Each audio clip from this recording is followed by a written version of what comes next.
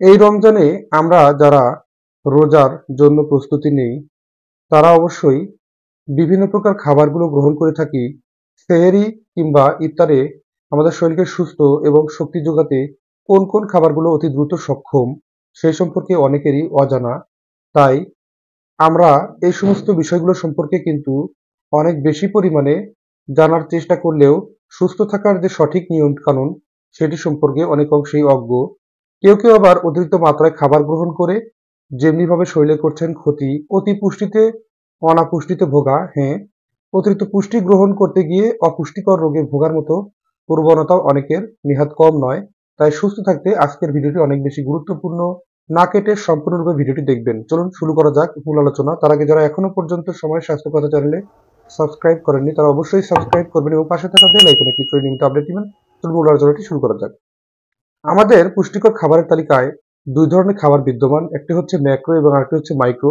ম্যাক্রোর ভিতরে আছে হচ্ছে শর্করা জাতীয় খাবার, যেমন ভাত, রুটি, এরকম বিভিন্ন প্রকার খাবার আছে।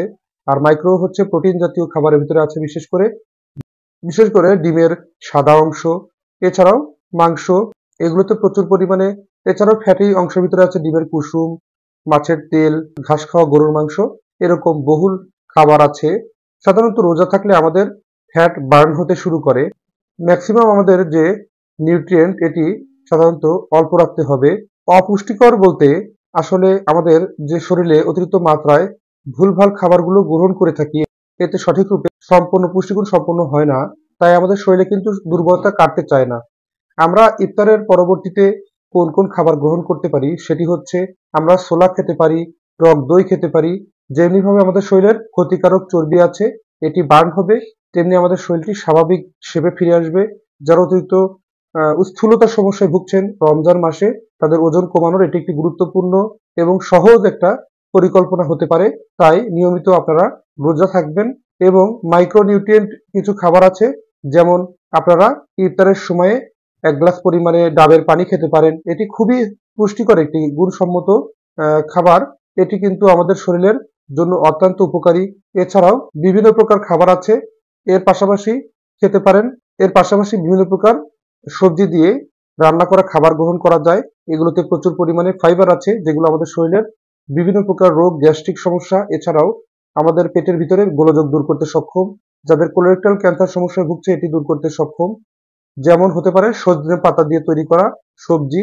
এছাড়াও বিভিন্ন প্রকার সবজি আছে, যেমন হচ্ছে পালং শাক, লেটুস পাতা, এর পাশাপাশি লাউ শাক। এগুলোতে প্রচুর পরিমাণে ফাইবার বিদ্যমান, যা কিন্তু আমরা রাখতে পারি আমাদের দৈনিক ইফতারের পরবর্তী খাবারের তালিকায়। এছাড়াও আমরা অতি দ্রুত শক্তি ফিরে পেতে আমরা কিন্তু খেজুর খেতে পারি ৩ থেকে ৪টি পরিমাণে। তাহলে কিন্তু আমাদের শরীরের এই খেজুরে আছে প্রচুর ফাইবার। আমাদের শরীরের যে ফাইবারের খাবার গ্রহণ করলে শরীরের ভিতরে বিভিন্ন প্রকার অপুষ্টির সমস্যা যেমনিভাবে দূর হয়, তেমনি বিভিন্ন রোগ থেকে আমরা দিব্যি সুস্থ থাকতে পারি। এবং আমরা যে সমস্ত খাবারগুলো গ্রহণ করে থাকি, সাধারণত যে ভাত খাই, ভাতে কিন্তু আসলে তেমন কোনো পুষ্টি নেই। এর ভিতরে আছে সুগার, যা কিন্তু আমাদের মূল উদ্দেশ্য না। আমাদের শরীরে শক্তির পাশাপাশি শরীরে মাইক্রোনিউট্রিয়েন্টস এর ঘাটতিও পূরণ করতে হবে এবং শরীরের ভিতরে সুস্থতা আনতে আমাদের কিছু গুরুত্বপূর্ণ খাবার গ্রহণ করা অনেক বেশি জরুরি। আমরা কিন্তু আমাদের খাবারের তালিকায় আলুকে রাখতে পারি। এর ভিতরে আলু অত্যন্ত কম দামি একটি খাবার এবং বর্তমান সময়ে অনেক সময় দাম কম বেশি হয়ে থাকে, কিন্তু মানুষের সহজলভ্যতার উপর ভিত্তি করে আমরা দৈনিক আলু খেতে পারি। এর আলুর ভিতরে যেমনি আছে প্রোটিন এবং এর পাশাপাশি কার্বোহাইড্রেট এবং ফ্যাট, সামান্য পরিমাণ মাইক্রোনিউট্রিয়েন্টস, এটি কিন্তু পুষ্টিকর হিসাবে খাওয়া যায়।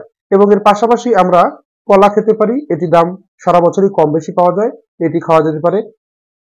এবং আমরা কম দামে খাওয়ার জন্য বিভিন্ন মৌসুম ফল আছে, এ ধরনের ফল, পেয়ারা, বিভিন্ন প্রকার ফল আছে, এগুলো কিন্তু খেতে পারি। এবং ইফতার সময় এ সমস্ত খাবারগুলোকে রাখতে পারি, যেগুলো খুব সহজলভ্য এবং অত্যন্ত পুষ্টিকর। ধন্যবাদ বন্ধুরা। এই সমস্ত নিয়মকানুনগুলো ফলো করে চলতে পারি, থাকবো আমরা সুস্থ এবং সুন্দর জীবন পেতে চাইলে আমরা অতিরিক্ত মাত্রায় কার্বোহাইড্রেট জাতীয় খাবার গ্রহণকে কমিয়ে আনি এবং সারা বছর যে ফ্যাট বার্ন হয় না বা ক্ষতিকারক ফ্যাট আমাদের শরীরে জমা হয়ে থাকে, এটিকে কাটানোর এখনই সময়। তাই আমরা সঠিক পুষ্টিকর খাবার গ্রহণ করব।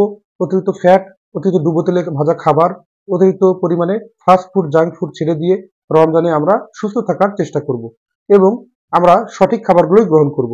ধন্যবাদ। আজকের অনুষ্ঠানটি এ পর্যন্তই শেষ করছি। পরবর্তীতে নতুন কোনো আয়োজন নিয়ে এসে হাজির হবো। সেই পর্যন্ত ভালো থাকবেন, সুস্থ থাকবেন আর সময় স্বাস্থ্যকতার সাথেই থাকবেন। আল্লাহ হাফেজ।